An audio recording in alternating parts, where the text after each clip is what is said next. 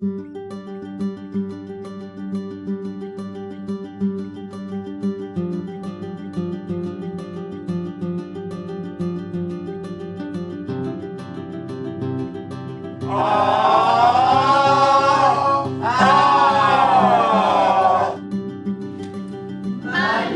Tuesday, Wednesday, Thursday, Friday, Saturday, Sunday. I didn't realize how bad it was until my wife told me. She kept saying, huh, what, you know.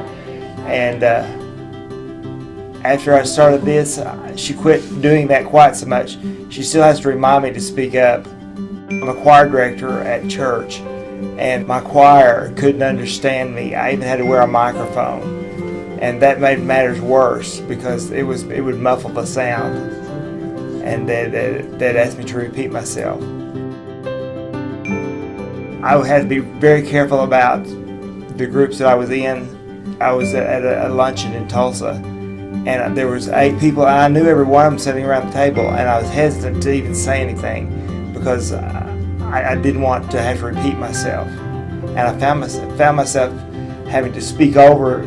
They were talking and I was talking, and they couldn't hear me, but I needed to speak up.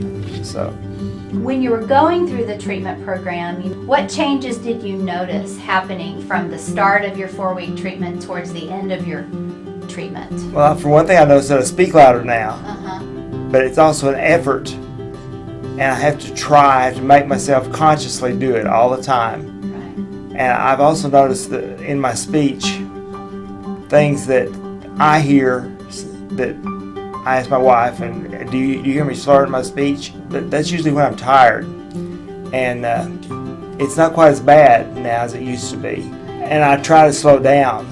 That's one of the things I've learned too, to slow down and speak when I speak louder, and take deeper breaths, because you've instilled in me that the end of a phrase, the beginning of a phrase, are what people hear at first. It's like getting a personalized impression of something. If you speak like that, you're not going to get your point across. It's all a mindset, and if you set your mind to speak clearly and loudly, you will.